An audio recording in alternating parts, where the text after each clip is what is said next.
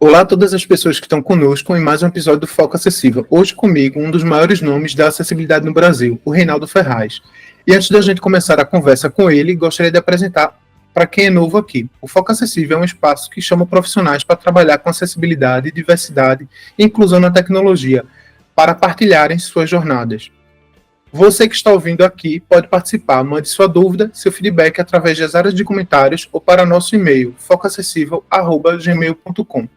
Eu me chamo Wagner Beethoven, sou um homem de pele branca, cabelo preto e barbas curta e grisalha, óculos de armação preto de grau e tenho 4 piercing e 2 alargadores nas orelhas. Me visto em uma camisa azul marinho, uso fones intra-auriculares e ao fundo portas brancas do meu guarda-roupa. Agora vamos deixar de enrolação e vamos ouvir nosso convidado, né? Muito obrigado por aceitar o convite, Reinaldo. Como é que você está? É um prazer tê-lo em nosso podcast. Oi, Wagner. Obrigado. É um prazer estar aqui também. Fiquei surpreso em receber o convite para poder participar. É muito bom poder participar de iniciativas assim, que a gente trabalha para divulgar a acessibilidade. Acho que é muito legal a gente ter mais material e mais conteúdo que esteja divulgando a acessibilidade digital para a gente poder apresentar para mais pessoas. Deixa eu apresentar minha autodescrever também. Eu sou um homem branco, tenho 47 anos, tenho um cabelo castanho claro, liso, que está meio penteado para o lado, está meio compridão aqui, então ele está caindo um pouco na testa. Tenho uma barba que já está ficando bem grisalha já, estou usando uma camisa preta e eu estou num escritório que tem todo branco, que tem um sofá cinza atrás. Bacana, então vamos começar a nosso primeiro bloco de perguntas, né, que é mais sobre você, sobre seus projetos. Queria saber como é que foi sua carreira, né? Como é que você se envolveu com um projeto de acessibilidade web? Como é que foi sua trajetória até hoje? Como é que começou isso? Tá, e eu volto bastante no tempo, porque eu comecei a me envolver com acessibilidade já há bastante tempo. Acho que eu poderia dizer por volta de 2004, talvez eu tive o primeiro contato, e acho que talvez foi por volta de 2004, 2005, por aí. Porque como que surgiu esse envolvimento com acessibilidade? Eu já trabalhava no NIC-BR, né? Eu continuo trabalhando no NIC, né? Esse ano eu completo 20 anos, né, dentro do NIC. Eu comecei a trabalhar lá como meu cargo era webmaster, então eu fazia atualização dos sites, eram sites estáticos, então eu cuidava da atualização de design, conteúdo, né, dos sites. Aí, em 2004, surgiu a primeira lei que mencionava sobre acessibilidade digital. Eu não lembro agora o número dela, mas era uma lei que falava que os sites governamentais eles tinham que ser acessíveis para pessoas com deficiência visual. Ela só apontava isso, né, de deficiência visual.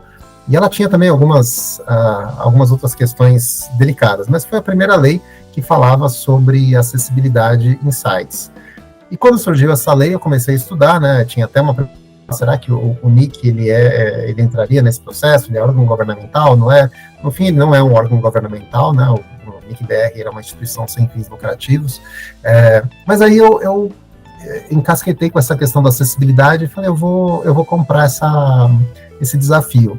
E aí eu comecei a trabalhar para poder trazer a questão da acessibilidade para dentro dos sites da instituição. Então, comecei a me envolver com acessibilidade em todos os sites, né, desde o comitê gestor, do NIC, do registro também. E aí eu comecei a estudar um pouco mais de acessibilidade. Aí surgiu a WCAG 2.0, em 2008.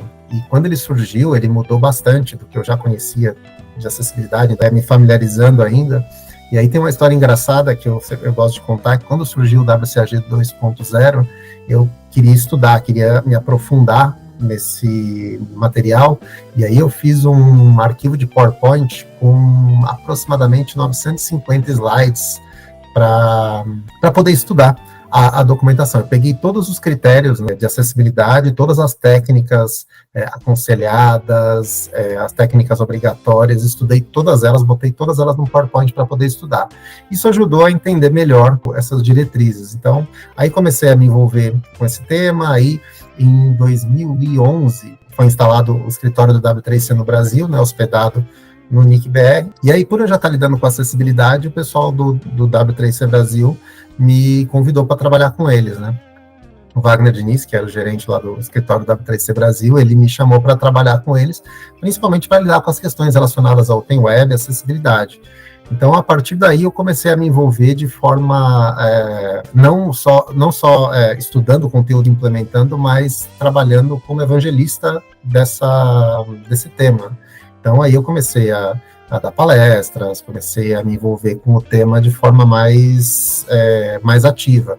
Então, a gente começou a criar projetos incríveis, né? Teve um prêmio de acessibilidade que a gente fez, a tradução autorizada do WCAG 2.0, a gente que coordenou lá no NICBR. Então, a gente começou a se envolver com uma série de atividades. E aí foi muito bom, acho que a gente começa a se envolver com um tema que a gente gosta, e aí fica muito fácil trabalhar com ele, né? Então, hoje, olhando para trás, assim, todo esse tempo, é legal ver todo esse monte de projetos, trabalhos, documentação, que a gente conseguiu trazer para fomentar a acessibilidade. E aí, o que eu acho interessante, aí fazendo uma relação com coisas atuais e mais antigas, né?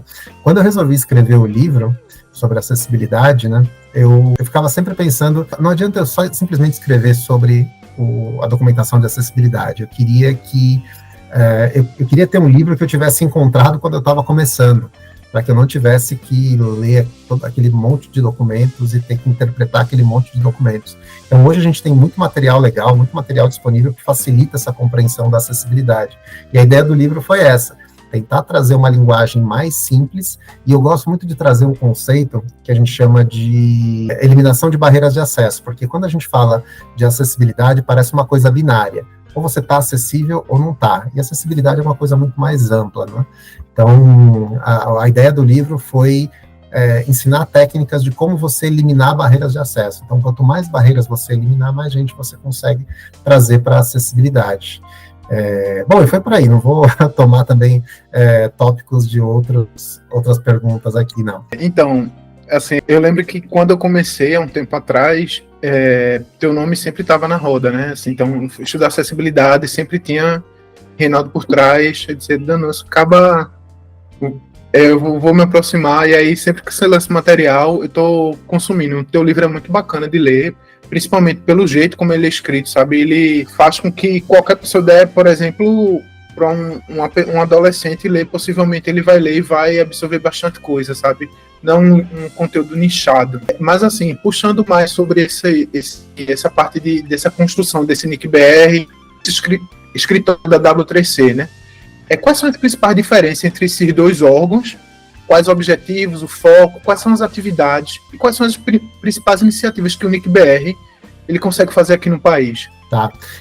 Bom, é um espectro muito amplo, né? A gente pode começar primeiro com o Comitê Gestor da Internet. O Comitê Gestor da Internet foi criado ainda no governo Fernando Henrique Cardoso, que era um comitê para poder liderar as iniciativas de desenvolvimento da internet no Brasil. Se não me engano, foi em 95, a criação do Comitê Gestor da Internet. E esse comitê, ele é composto por metade sociedade civil e metade governo, né? Então, os membros do governo são indicados e a sociedade civil é eleita. E aí o comitê gestor, esse grupo, ele discute para definir ações e iniciativas para a melhoria da internet. Então, a partir daí, você tem uma instituição, que é o NICBR, que executa as decisões do comitê gestor. Então, por exemplo, uma das áreas do NIC, que é talvez a mais popular, é o registro BR, que é onde a gente registra os nomes de domínios .br. Então, tudo que for terminação .br, .com.br, .org.br, tudo é registrado dentro do registro BR, que é uma área do NICBR. E aí tem outras áreas também dentro do NIC, tem uma área um centro de estudos sobre tratamento e incidente de segurança, que publicam reportes de segurança no Brasil, tem um departamento sobre pesquisas de uso de internet e tecnologia no Brasil, tem uma área de redes, e aí entra o W3C e o CEWEB.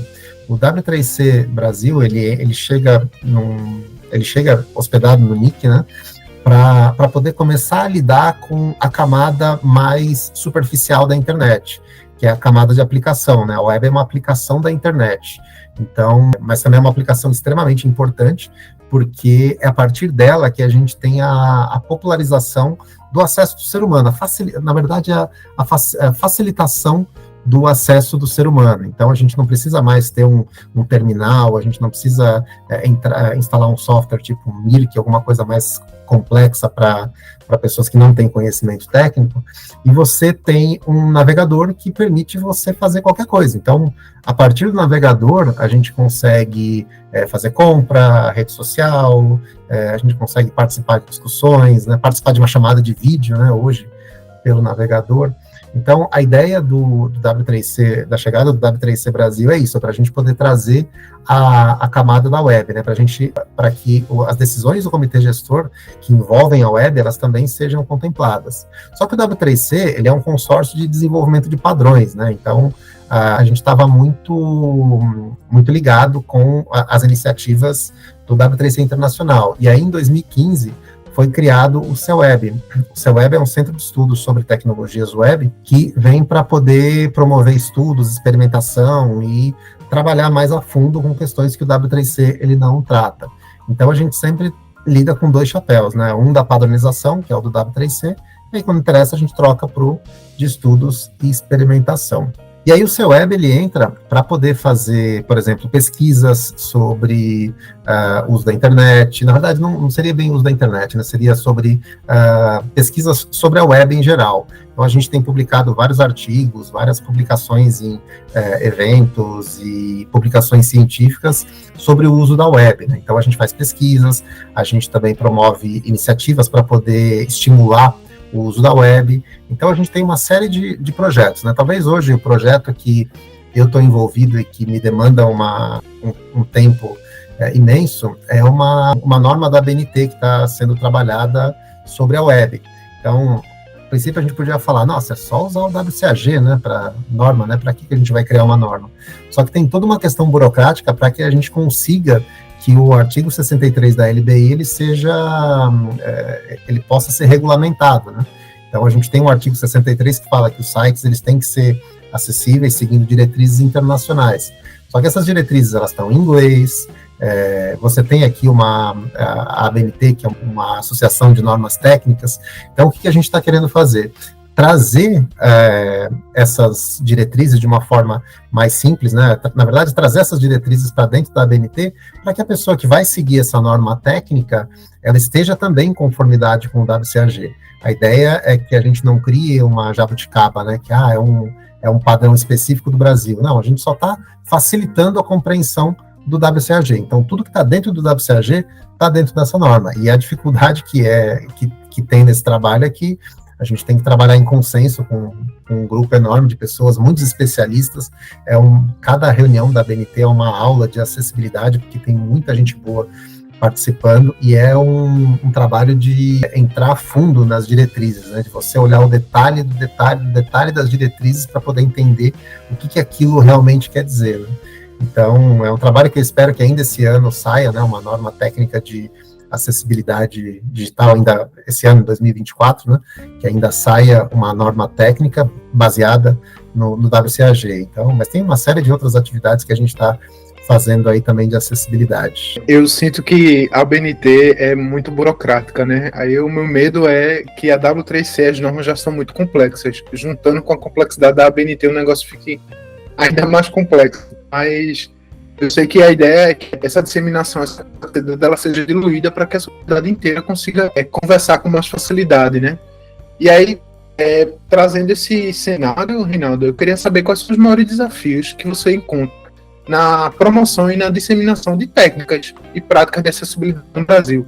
Por exemplo, a legislação seria um problema para esse salto da aplicação da acessibilidade? Então, eu não diria um problema, mas talvez a questão da legislação, ela está colocada de uma forma que não fica claro o que você tem que fazer. Daí entra aquilo que eu falei, que as pessoas tratam a acessibilidade de forma binária.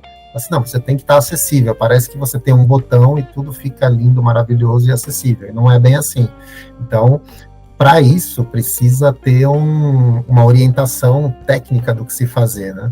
E aí, quando você fala da ABNT, né, que ela é mais burocrática e tudo, a gente sempre lembra dos trabalhos de escola, né, daquelas diretrizes, né, e técnicas complexas que tinha, mas, na verdade, o que a gente está tentando fazer é facilitar isso.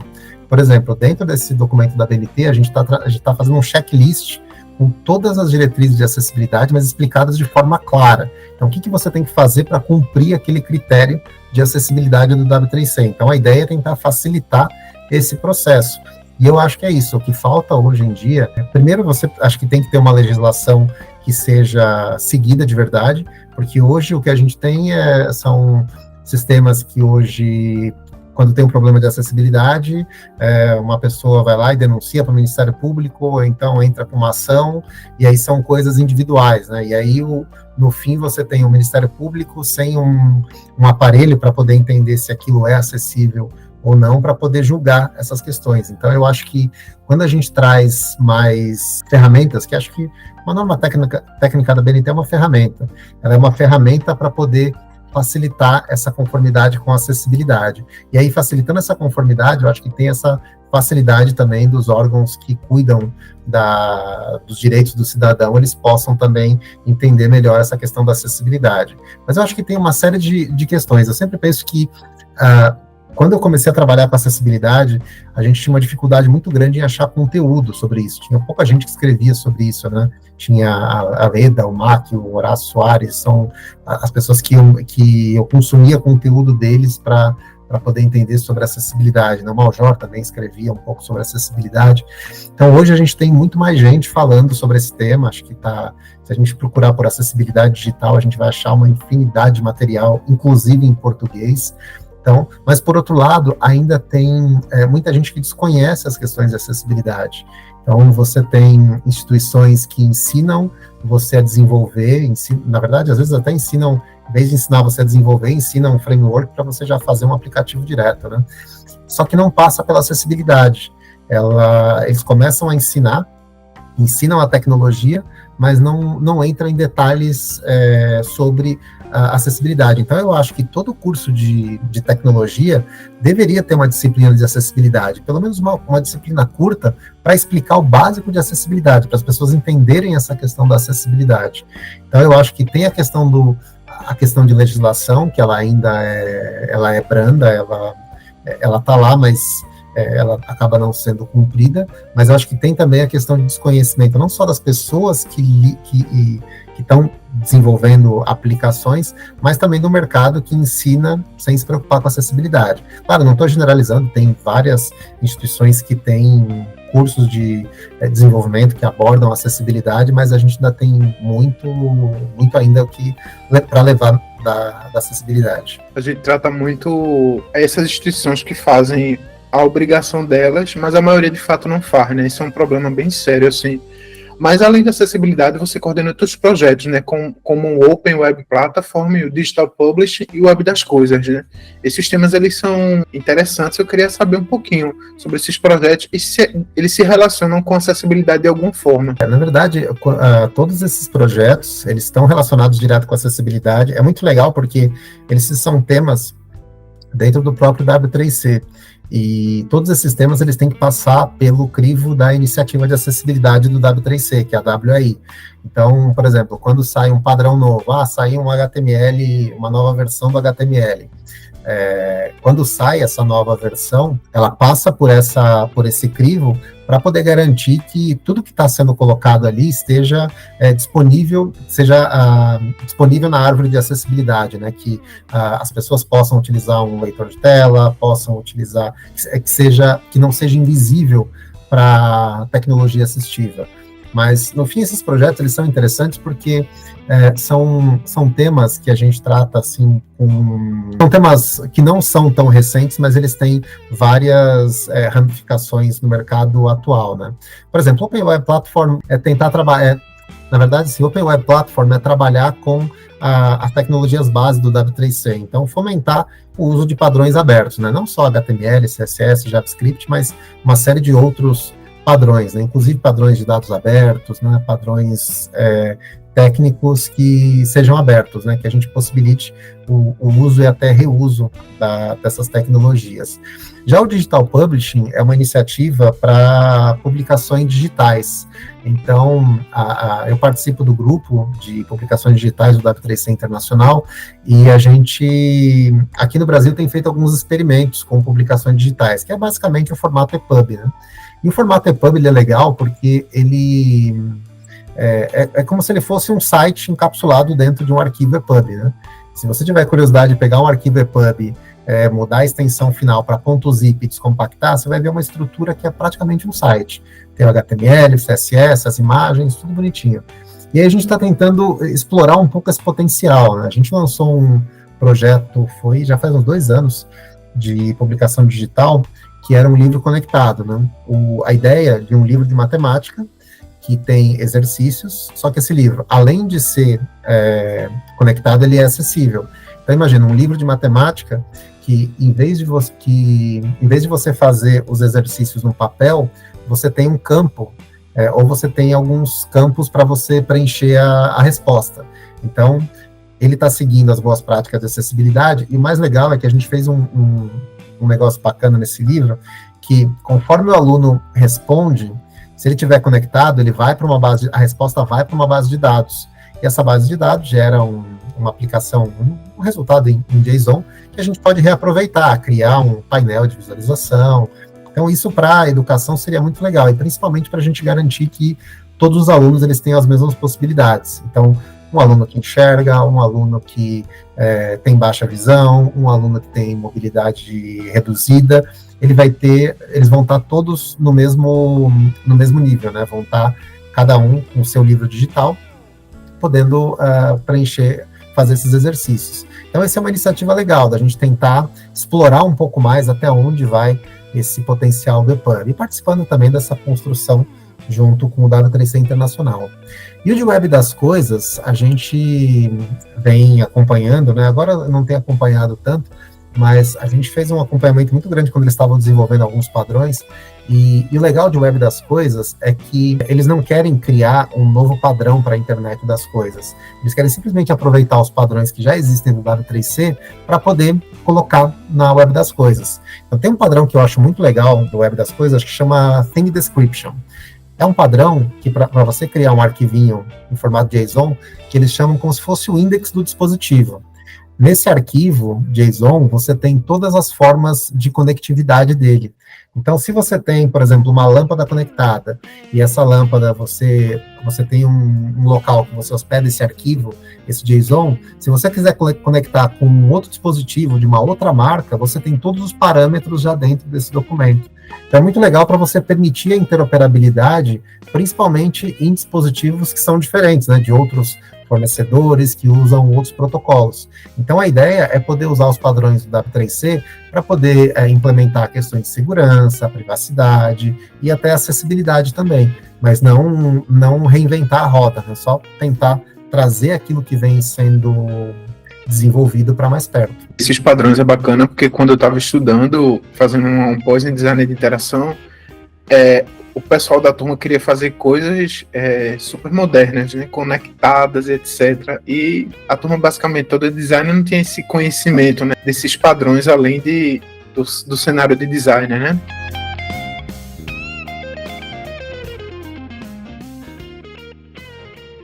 Eu queria pedir licença, Reinaldo, aqui, para pedir uma coisa para quem está ouvindo, pedir apoio a esse projeto, porque é importante, né? A curtida, a inscrição e o comentário é gratuito, mas ajuda o engajamento para essa conversa que a gente está tendo com o Reinaldo, ela alcance mais gente, né? E aí, a gente passa agora para o bloco 2, que é para falar sobre a tua visão, sobre a importância da acessibilidade na web, certo? Como é que você encara, de fato, é importante ter acessibilidade digital no Brasil? Por quê? Eu acho que quando a gente traz um questionamento como esse, eu acho que a gente tem que pensar que quando a gente trata a questão da web, a web ela é uma interface da internet, né, uma interface das aplicações da rede para conectar com o ser humano. Então, se a gente quer que o ser humano utilize uma aplicação, ela tem que estar acessível, porque as pessoas são diferentes.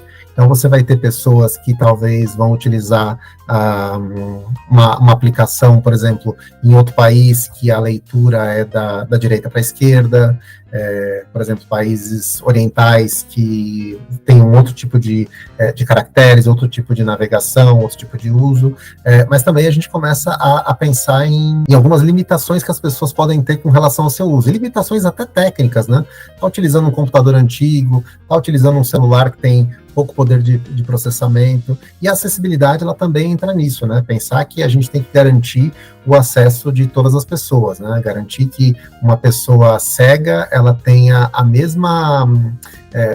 mesmas oportunidades que uma pessoa vidente, se ela estiver participando de uma prova, ela tenha os mesmos direitos, né, de participar. E o que acaba acontecendo, muitas vezes você tem aplicações que não são acessíveis, e aí a pessoa com deficiência acaba sendo prejudicada. Quando a deficiência está na aplicação que tem essa barreira, né?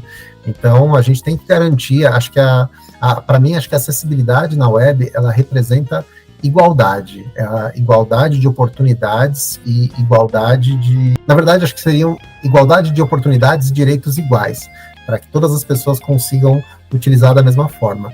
E eu acho que muitas vezes a acessibilidade acaba sendo deixada de lado, porque em alguns casos as pessoas acham que não tem a ver com elas, né? Não preciso me preocupar com a acessibilidade, eu não conheço pessoas com deficiência, meu público não é pessoa com deficiência, não tenho familiares, não tenho deficiência, e muitas vezes esquece que a acessibilidade ela beneficia as pessoas em vários aspectos, né? Por exemplo, um audiolivro que a pessoa pode ler, utilizar para ouvir no celular, ele pode ser utilizado para a pessoa que está indo trabalhar de metrô, colocou o celular no bolso e fica escutando um audiolivro, né? Quando você trata a questão de contraste, né? Pessoas com baixa visão, elas podem ser beneficiadas, mas às vezes você teve que fazer algo na vista e talvez você teve que dilatar a visão, teve que dilatar a vista e você, no fim, pode ter dificuldades para poder enxergar, precisa aumentar o tamanho de fontes. Então, a gente tem que pensar que a acessibilidade, ela é para todo mundo. Não é pensar que a acessibilidade é só para pessoas com deficiência. A gente tem que pensar que a acessibilidade, ela deixa tudo mais fácil para todo mundo. E eu acho que quando a gente botar isso na cabeça, eu acho que vai ficar muito mais fácil a gente começar a tratar esse tema, porque a gente vai lembrar que a gente desenvolve aplicações para pessoas. São pessoas que estão consumindo esse conteúdo. E as pessoas, elas utilizam as aplicações de forma diferente, né? Quando você está falando aí sobre pessoas e fala muito sobre aplicações e essa aplicabilidade da acessibilidade, geralmente para quem está trabalhando em mercado, é mais fácil você trazer dados de pesquisa, apresenta a direção. Um exemplo claro que eu vivi ano passado foi a aplicação de algumas melhorias de interface e a direção não aceitava. Fiz a pesquisa, constatei que as pessoas que trabalham no software da empresa que eu trabalho, elas são pessoas mais velhas, passam muito tempo na empresa, 10, 15, 20 anos, e aí essas pessoas já não têm a mesma habilidade que tinham. Então aí eu consegui trazer algumas melhorias, né? Tecla de atalho, mudança de contraste, aumento de letra, esse tipo de coisa, para tentar fazer com que as pessoas entendam que não é sobre elas, né? Quem está desenvolvendo não é o público-alvo, né? É mais sobre as pessoas. E outro exemplo claro também é quando a gente imagina que conta de banco, eu me peguei espantado, porque no meio da pandemia eu não sabia que tanta gente não tinha conta de banco. Para mim o normal era ter. Sabe, depois que eu vi aquela lista de gente, eu disse, realmente, o Brasil eu não conheço, eu acho nem 5% da pluralidade, né, do país, né? Então é importante essa aplicação, né, desse pensamento plural, né? O Brasil é muito grande e se a gente for usar uma régua só do que está próximo da gente, a gente acaba deixando muita gente de fora, né? Deixa muita gente de lado. Achar que todo mundo consegue enxergar aquele botãozinho pequeno, aquele contraste está muito bonito, está muito legal, mas talvez pode ter gente que não enxerga aquilo. Você vai ter que ajustar isso, né? Vai ter que melhorar isso. Então, eu acho que educação é o ponto principal, né? A gente trazer dados, a gente ter material para poder embasar essas decisões. Essa história que você contou a inicial, né, dos dados, né, de usuários, ela é muito rica porque você ofereceu uma melhoria e você teve que trazer dados para poder justificar a sua melhoria. Não foi simplesmente falar, olha, e se a gente melhorasse isso daqui, porque talvez as pessoas podem ter um pouco mais de facilidade. Não precisa. Aí fala, não, vou trazer então dados para isso. Quando a gente acha que deveria ser algo natural. Né? É mais para justificar o aumento do prazo das entregas, sabe? Não, mas vai demorar e etc. Não, a gente vai demorar, mas vai ter que voltar em algum momento para melhorar de novo. Então vamos melhorar agora, né? Para gastar menos dinheiro, né? A gente tem falado muito sobre educação e acessibilidade, só que você é autor de um livro muito bom da Casa do Código, é autor de artigos e de outras publicações sobre acessibilidade na internet, né? O teu blog é cheio de experimento muito bacana, você é uma pessoa muito paciente, você publica, espera o Google indexar, dá um update no artigo e etc. Mas aí, qual o papel da educação nessa implantação da acessibilidade, né? Como é que você enxerga que só mudando, só tendo vários Reinaldos para poder melhorar, ou existe algum outro meio para que as pessoas tenham mais consciência? Não, espera que não precise isso não. Eu já estou pensando em me aposentar, estou querendo ver quem é que já está fazendo isso para poder para poder seguir adiante, porque tem muita gente boa trabalhando, mas eu acho que a gente não precisa ter só esses especialistas, né? Que alguns desses especialistas que você está até trazendo aqui no podcast, né? Trouxe nas edições anteriores. Eu acho que não, a gente não precisa esperar por eles. Acho que essas pessoas elas ajudam a trazer mais, a trazer o tema à tona, né? Trazer mais luz, colocar o tema em evidência, né? Então você pega uma pessoa, por exemplo, o Marcelo Salles, que está sempre publicando coisa, publica coisa no LinkedIn, comenta, faz vídeo, coloca coisa no Instagram, então ele está movimentando, né, esse cenário da acessibilidade. As pessoas às vezes chegam naquele post, talvez republicado de algum outro lugar, e pensam, mas o que é isso daqui? E começa a se envolver. Eu acho que a educação ela é essencial, como a gente estava comentando antes, eu acho que a gente tinha que ter uma disciplina de acessibilidade nos cursos. No curso que eu dou na PUC, né, que você também participou, né, eu acho, uma coisa que eu gosto sempre de lembrar, é que o objetivo desse curso de design de interfaces acessíveis, o objetivo é que a gente tenha que acabar com ele, porque eu acho um absurdo a gente ter que ter um curso de extensão de acessibilidade. Eu acho que a acessibilidade tem que estar no básico, a acessibilidade ela tem que estar quando você começar a aprender HTML, quando você começar a aprender o básico do desenvolvimento, qualquer técnica de desenvolvimento, de design, tem que estar envolvida com acessibilidade. E sobre a questão do livro, do blog, eu não sei, eu sou muito fuçador, acho que tem duas características que acho que me trazem nesse aspecto, porque eu sou muito fuçador e gosto de escrever. Então, a ideia do livro surgiu, né, com essa ideia de tentar condensar esse material de estudo, mas por tentar trazer uma documentação que eu gostaria que tivesse quando eu comecei a aprender acessibilidade, mas o blog, ele funciona meio como um hobby, né, até me questiono se ainda tem gente que lê, né, porque tudo hoje é em vídeo, qualquer coisa que você busca está em vídeo, e eu acho que é uma forma de resistência, continuar escrevendo, acho que além de exercitar a nossa linguagem, acho que as nossas técnicas de comunicação, eu acho que ajuda a gente a colocar mais conteúdo em texto. Eu sinto que falta muito conteúdo em texto. E principalmente esses experimentos que estão relacionados com, eu falo escovação de bit, né, que aí no detalhe do detalhe do detalhe, é muito mais legal você pegar um texto e ir direto onde você quer do que ter que pegar um vídeo no YouTube e ficar passando, né, a minutagem para saber onde é, né? Talvez o vídeo não daria 10 minutos, mas é um texto que uma leitura rápida você consegue chegar aonde você quer. Então, e eu até gostaria até de estimular outras pessoas a essa questão da curiosidade, né? Como que as coisas funcionam, né? A gente pensa, por que acontece isso? Por que quando eu navego de tal forma acontece isso?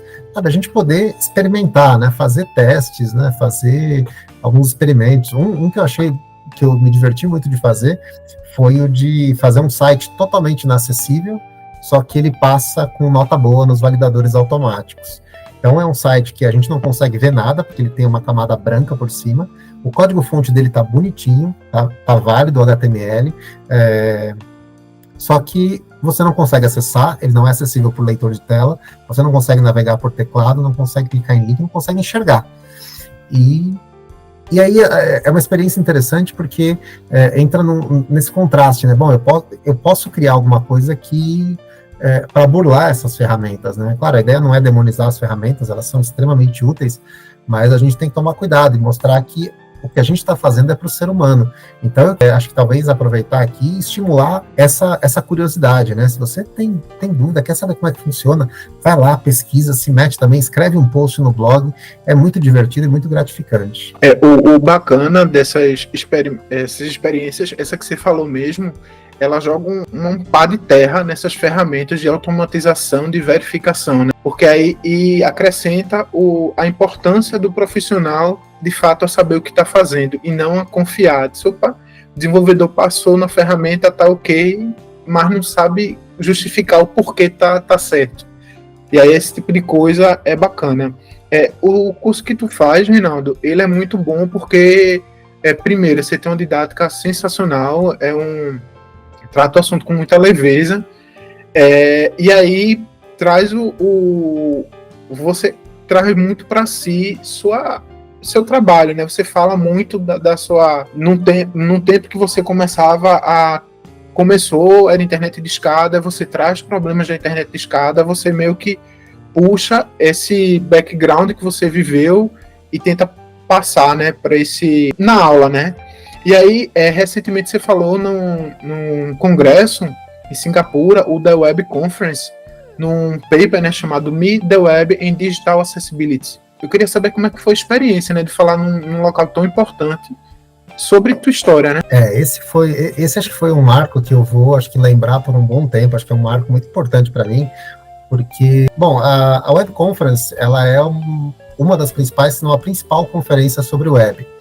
Ela existe desde 94, e tanto que os artigos publicados, se você ver os artigos de 94, 95, quem publicou foi Tim Berners-Lee, contando sobre web semântica.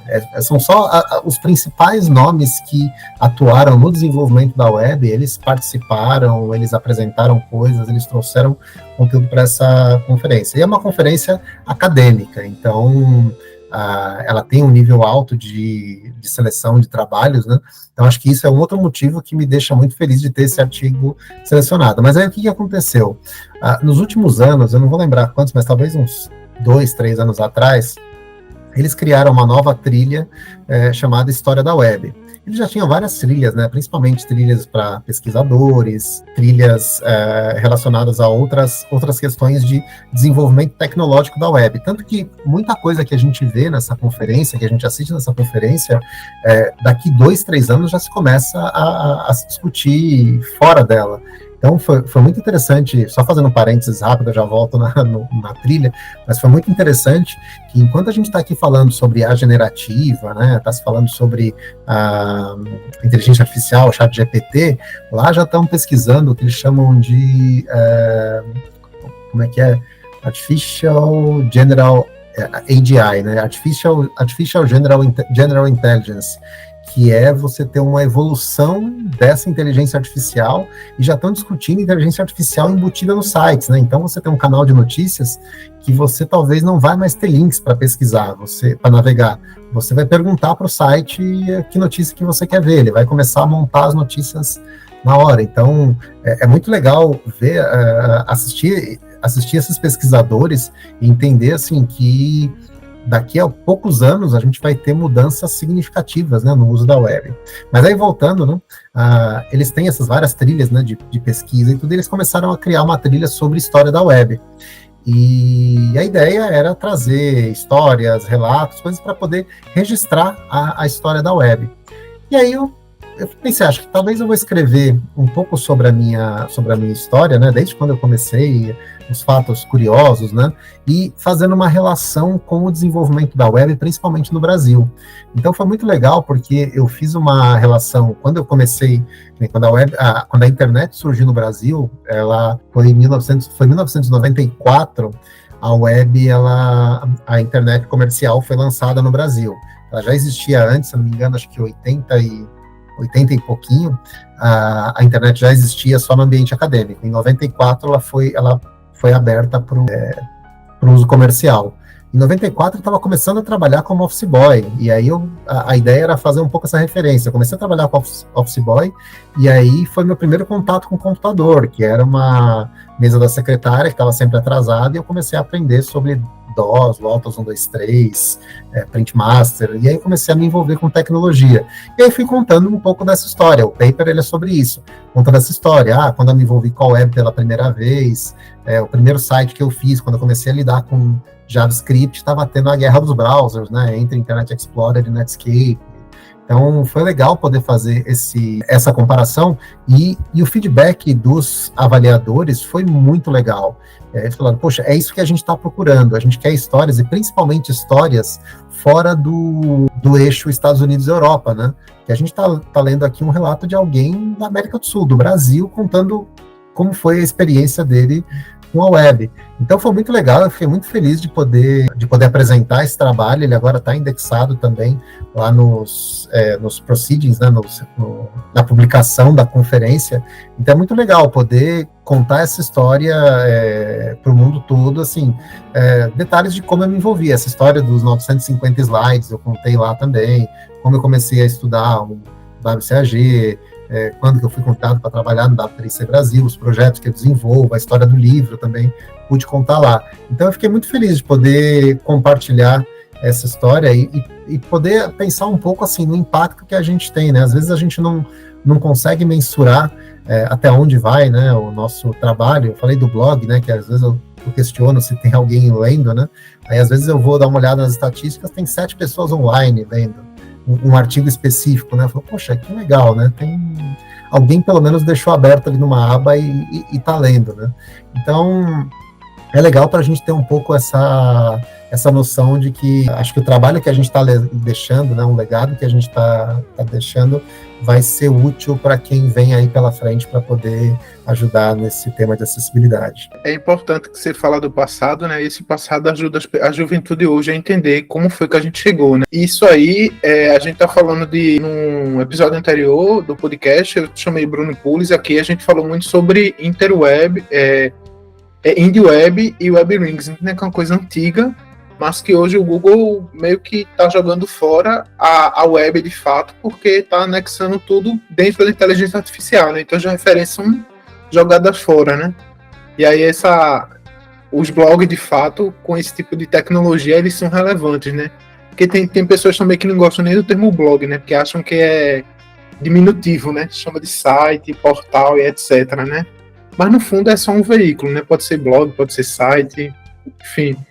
A gente está falando muito de passado e você trouxe futuro, né? Como é que você enxerga o futuro da acessibilidade? Quais são as tendências, tecnologias que você acredita que terão impacto significativo? Aí a pergunta que não quer calar, inteligência artificial ainda vai ser um tema relevante? Eu acho que sim, a inteligência artificial ela chegou para ficar.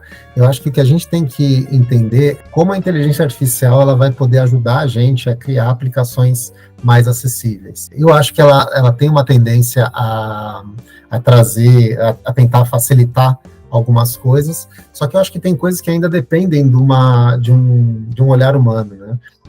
Quando a gente fala, por exemplo, de descrição de imagens, hoje você tem ferramentas que fazem descrição de imagem de forma muito simples, né? O próprio Facebook, ele tenta descrever, né, a foto que você publica ali. A questão é, aquela descrição, ela é realmente, ela está realmente correta, né? Ela faz sentido com relação àquilo que está sendo apresentado? Então, eu acho que a inteligência artificial, ela sendo bem utilizada e bem guiada, ela vai ser uma baita de uma ferramenta para a gente.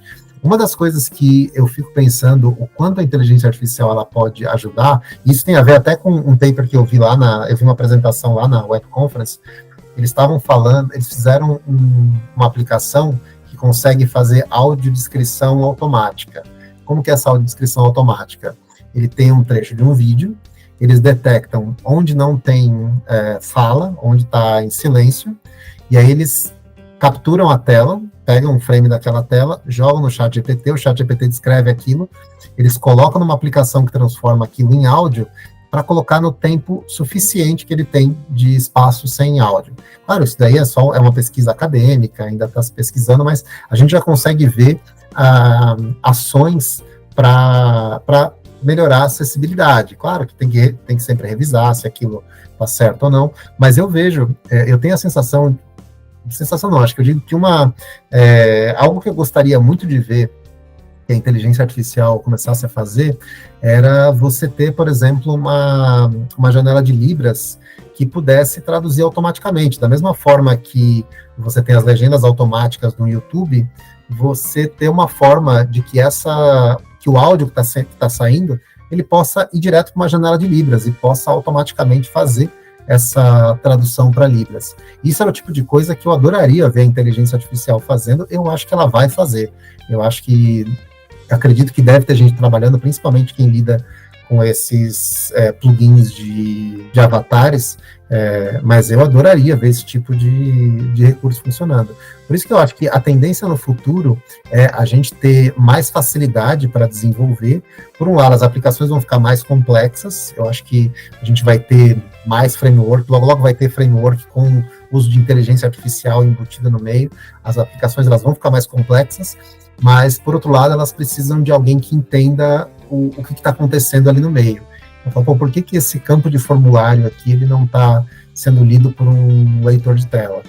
Então, aí você vai ter que entender da acessibilidade para poder entender por que aquele rótulo não está relacionado adequadamente. Eu sou otimista com relação ao futuro. Eu acho que a tendência é a gente ter mais facilidade para desenvolver. Só que eu acho que a gente precisa de muita educação, a gente precisa que as pessoas comecem a entender que a questão da acessibilidade, ela tem que estar envolvida em tudo, ela tem que ser uma camada de desenvolvimento que deve cobrir tudo, desde inteligência artificial até realidade aumentada, realidade virtual. Eu dei uma vez uma palestra na Meta sobre requisitos de acessibilidade para a realidade virtual. Poxa, tem uma série de questões que a gente precisa se preocupar. Por exemplo, imagina uma pessoa que está num ambiente virtual e que ela é orientada pelo áudio, né? Então, conforme ela vai virando a cabeça, o áudio vai ficando mais, o volume vai aumentando de um lado, do outro.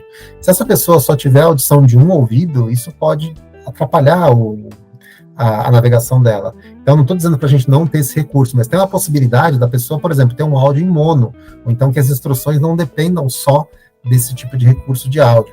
Então, tudo que a gente trata de novas aplicações, se a gente for olhar com cuidado o WCAG, ele está contemplado mesmo em aplicações que hoje ainda nem existem. Sei lá, vamos pensar nos hologramas, tipo Star Wars, né? A gente vai poder conversar com alguém por holograma, né?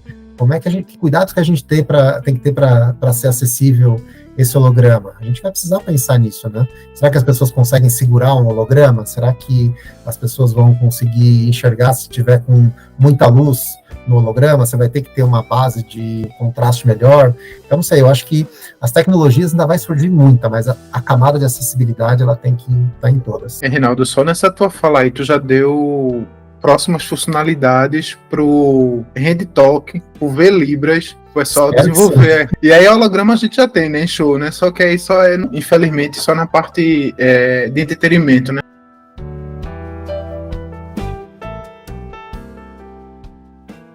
Aí eu queria também dizer para quem está ouvindo que essa conversa vai ficar disponível em áudio, tá? Nas plataformas de áudio e em vídeo no YouTube e no Spotify. No Spotify eu queria pedir para a galera avaliar, que essa avaliação é bacana, fica lá disponível, e pedir para a turma também seguir redes do podcast no LinkedIn, Instagram, Twitter, TikTok, Facebook, Threads, Pinterest. Reinaldo, em 2023, tu foi reconhecido com o prêmio do Link, né, que é o Festival de Acessibilidade Digital na categoria Profissional de Acessibilidade. Eu queria o que representa isso para tu, e tu se sente uma inspiração para as outras pessoas da área que estão começando? Não, esse prêmio eu acho que foi muito legal, foi muito bom ter recebido, porque, acho que como eu te falei, né, a gente às vezes não mensura o tamanho do nosso trabalho, né? Então, a gente está sempre saindo, se colocando em público, dando palestra, mas a gente não sabe o quanto isso acaba sendo importante para as pessoas. E aí a gente escuta, às vezes, um depoimento de alguém, falando, comecei a me envolver com acessibilidade por sua causa, fiz o meu TCC a partir de um artigo que você escreveu. Putz, esse é o tipo de coisa que mexe com a gente, né? A gente pensar, porque eu sempre penso no legado que a gente vai deixar. O que eu gostaria de deixar quando não estiver mais por aqui, né? O que eu queria deixar, ou então quando parar de trabalhar, o que eu gostaria de deixar? Eu gostaria de deixar alguma coisa que pudesse ser útil, né? Que as pessoas pudessem utilizar. E acho que talvez é esse o ponto. Eu fico feliz quando eu ouço as pessoas falando, você é uma referência, eu acompanho as coisas que você faz. Eu fico muito feliz porque eu acho que é um estímulo a mais que a gente tem para poder continuar trabalhando, continuar se envolvendo com esse tema, né? Então, é algo que eu fico muito feliz e eu espero que se eu conseguir inspirar mais pessoas, que eu acho que esse é o meu objetivo, poder inspirar mais pessoas, aí eu posso aposentar em paz, aí eu posso estar tranquilo que vai ter muita gente boa aí lidando com acessibilidade. Trazer profissionais como você para esse tipo de veículo é mostrar que é possível, né, fazer tanta diferença, né, no trabalho e impactar a vida das pessoas, né? A gente trouxe também, nessa conversa até agora, você fala muito sobre educação, e tuas falas são muito professorais, né? Você sempre tem um tom evangelizador quando se fala. Eu queria saber se existe alguma dica que tu consegue dizer agora para as pessoas desenvolvedoras, designers, programadores, testadores. Eu sei que o escopo profissional é gigantesco que eu trouxe agora, né? Mas existe alguma coisa que as pessoas podem fazer para conseguir ter mais impacto, tornar as ferramentas, sites, não sei, você pode até escolher um exemplo aí. Eu implantei hoje essa melhoria, eu vou ter mais impacto de imediato, sabe, para a turma sentir o gostinho da inovação e da acessibilidade de perto. Tem alguma dica? Eu costumo fazer uma analogia. O filme é ruim, mas a analogia é boa. Tem aquele filme da Liga da Justiça, né, que tem do Batman, do Flash. Eu lembro de um diálogo que era o Batman com o Flash, né, o Flash com medo de fazer as coisas, e aí ele fala, o que eu tenho que fazer? Daí o Batman fala, salva uma pessoa. Mas como assim? Não, salva uma só. Ele vai lá e salva uma e fala, opa, deu certo, vou lá, e aí ele vai e volta várias vezes, né? E eu acho que a acessibilidade é isso. Se a gente começar a colocar na nossa rotina do dia a dia pequenas boas práticas, sabe, que seja, quando você vai começar a desenvolver um projeto, começa a estruturar os seus cabeçalhos de forma adequada, começa a pensar um pouco no contraste, define uma taxa de contraste mínima para todo o seu projeto, começa a pensar na descrição das figuras que você está colocando. Imagina, por exemplo, um blog, né? O meu blog ele é um WordPress. Quando eu vou publicar uma imagem, eu sempre tenho que pensar na descrição que eu vou colocar, eu vou olhar essa hierarquia de cabeçalhos, ali, os elementos semânticos, sabe? Pequenos passos de cada vez. E conforme você vai evoluindo, você começa a se envolver, você começa a achar aquilo interessante, você começa a entrar num escopo maior. E por isso, nessa linha, eu até iria, se alguém está começando com acessibilidade, talvez não comece com o WCAG. Procure posts, tem o meu livro, tem o material do Marcelo Salles, tem o repositório do Bruno Pulis também, que são materiais incríveis sobre acessibilidade antes de entrar no WCAG. Porque, senão, quando a gente olha o WCAG pela primeira vez, ele assusta, ele é longo, ele é complexo, ele tem um monte de links para centenas de documentos.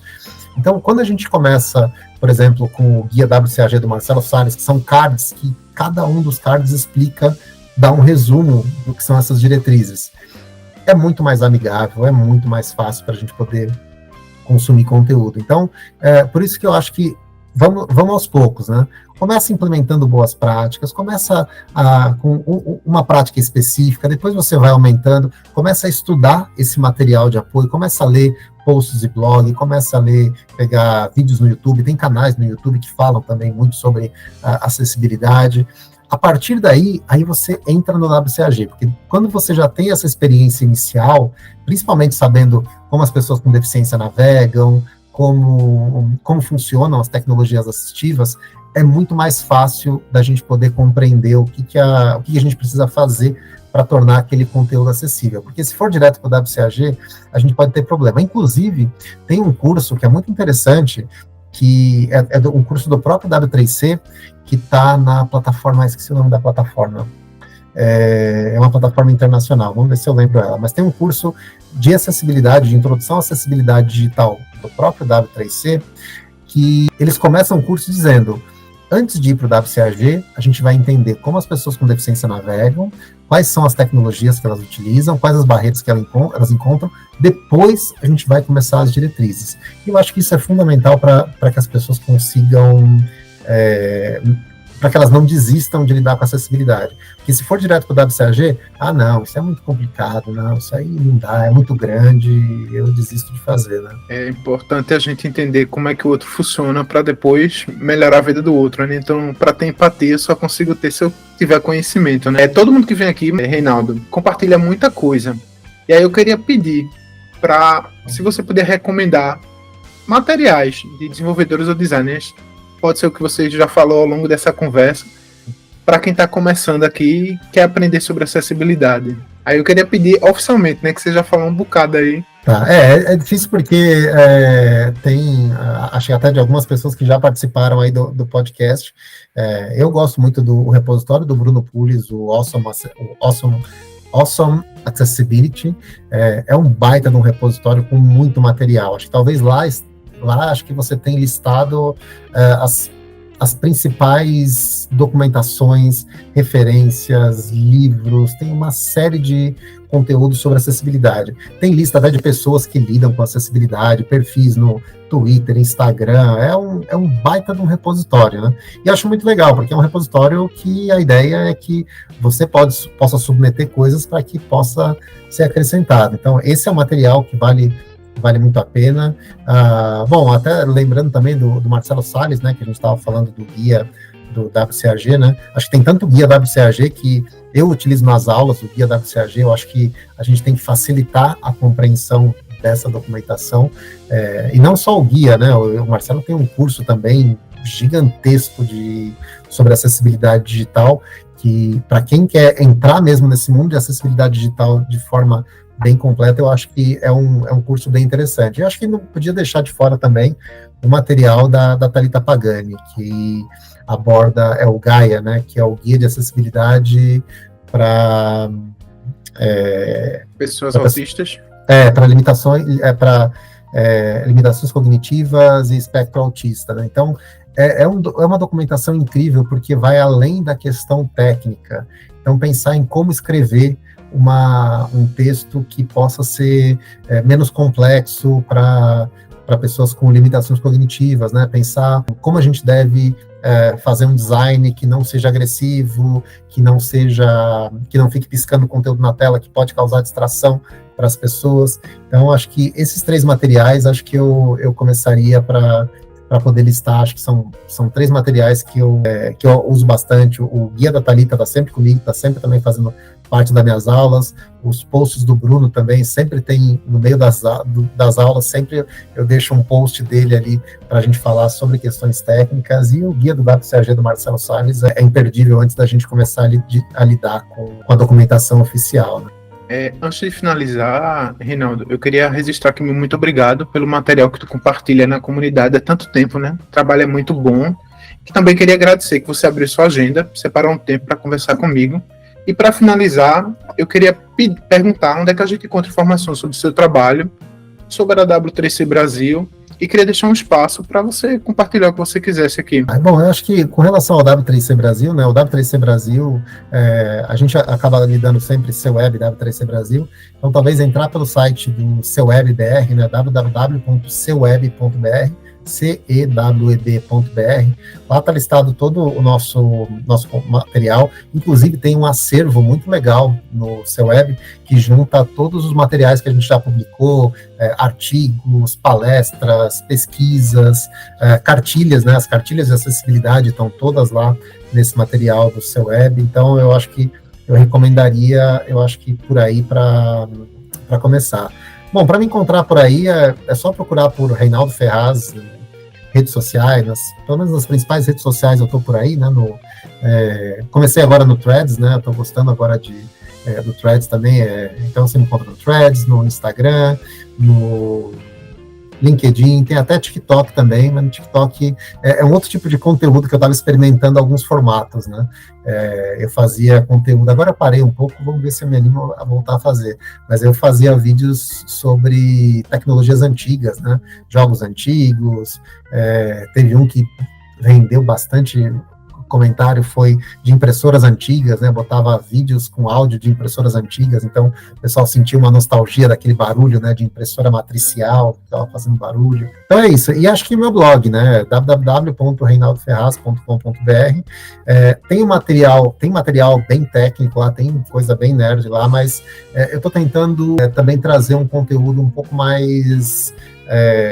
trazer algum conteúdo meu, assim, no sentido de compartilhar coisas que eu acho legal. Eu compartilhei um post sobre uma viagem que eu fiz para Minas Gerais, né, de carro com a família, então contando por onde a gente passou, como foi a viagem. Então foi bem divertido. Então eu estou querendo compartilhar também outras coisas nesse blog, mas o blog ele tem muito material sobre acessibilidade. A ideia é que ele seja meio que esse laboratório de acessibilidade, que ele sirva para poder fazer algumas pesquisas.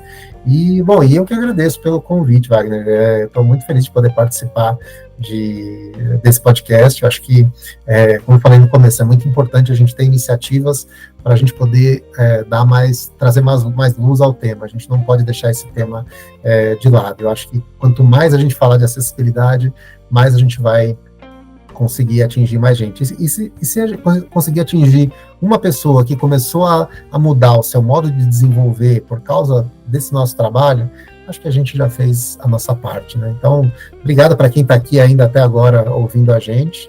E, eu tô por aí. Se vocês me encontrarem por aí, vão encontrar alguém com uma fotinho com uma barba um pouquinho grisalha, esse sou eu nas redes sociais. Logo, logo não se encontra, né? Porque tá disseminando aí a palavra, vai se aposentar, né? Aí vai parar de... A gente brinca de se aposentar, mas é duro, a gente começa a fazer as coisas, de repente você fala, que legal fazer isso, aí você continua. Se eu ainda puder fazer isso por mais tempo, eu vou tá feliz aí lidando com esse tema. É um tema que eu adoro, eu tenho uma paixão e eu acho que eu sou um privilegiado de poder trabalhar com um tema que eu gosto tanto. E aí, pessoal, curtiram? Muito bacana o papo. É muito bom sempre ouvir Reinaldo, né? E a gente finaliza hoje mais um episódio. Todas as informações de links e transcrições vão estar no site focoacessível.com.br. Nos avaliem nas plataformas de áudio, nos curtam nos perfis de vídeo, tá? E sigam nas redes sociais. E lembre-se, acessibilidade é um assunto que cedo ou tarde vai impactar a sua vida. Perfeito.